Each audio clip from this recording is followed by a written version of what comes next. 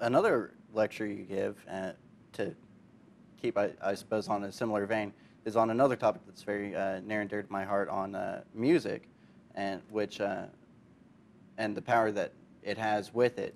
And I understand you've done quite a bit of work as a recording artist yourself. I started off in a band in college called Sacrosanct. I started off in a band in college called Sacrosanct. Sure. We were a goth rock band, and we wanted to complete our college degrees rather than go on tour. We missed a golden opportunity to be signed with a record company that was very small at the time, but became quite big. It was the record company behind the Cruise Shadows and a number of fairly sizable, at least within their genre artists. But we went on and reconnected later as a metal band called Urn. I also sing with Nox Arcana, which is gothic ambient, and I do guest vocals on a couple of other things.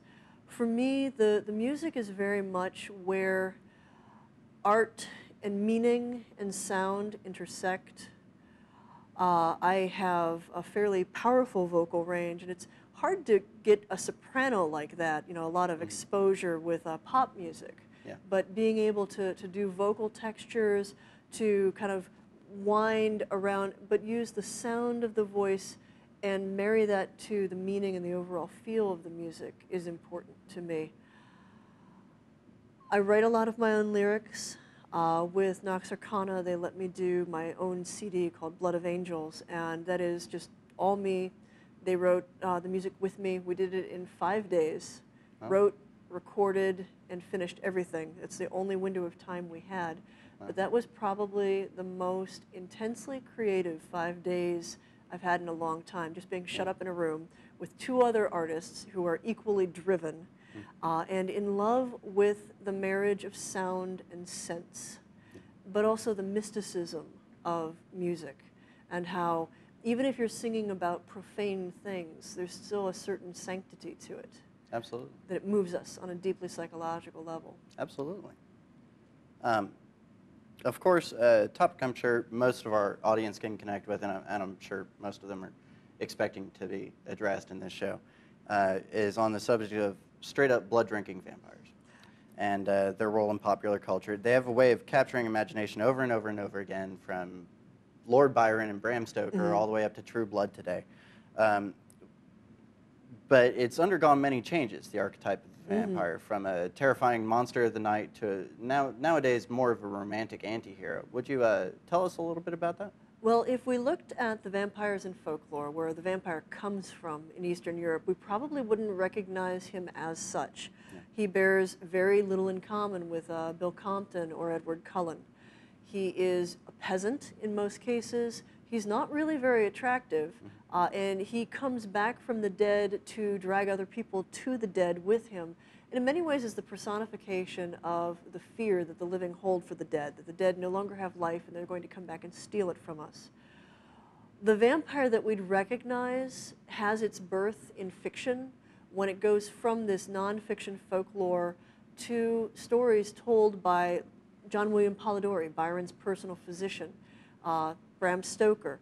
Now, notably, both Polidori's story and Stoker's story take elements of real living people. Lord Byron on one hand, and for Stoker, the actor Sir Henry Irving, and infuse, a la Lovecraft, very real elements of a human being's personality into this archetypal monster, and thereby develop such a complicated, ambivalent being that is at once evil and an outsider, and yet still compellingly sexual, still compellingly attractive. For all his inhumanity, he still has this quality that people are attracted to over and over and over again.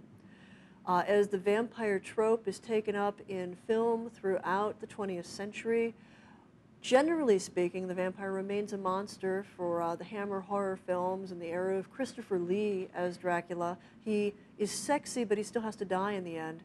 Right. But then we humanize the vampire. And from Barnabas Collins of Dark Shadows, that's how we get to the point where you walk into a bookstore now and vampires literally populate almost the entire romance section.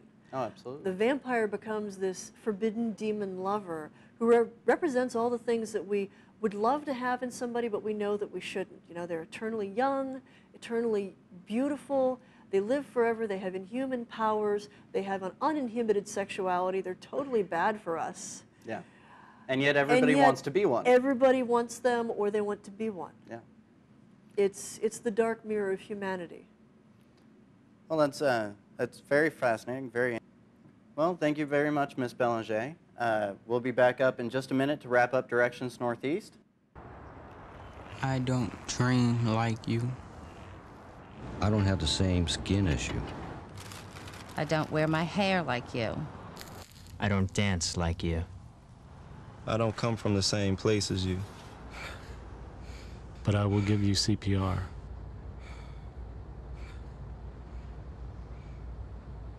When you help the American Red Cross, you help America. That concludes the program for today. We've talked about paranormal activity and the concept of being a psychic vampire. And thanks again to our guest for this program, Ms. Michelle Bellanger.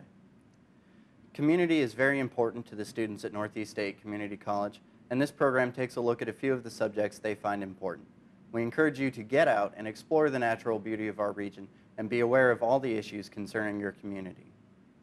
Until we meet next time, on behalf of the students, staff, and faculty of Northeast State Community College, I'm Flipper Durland, and this is Directions Northeast.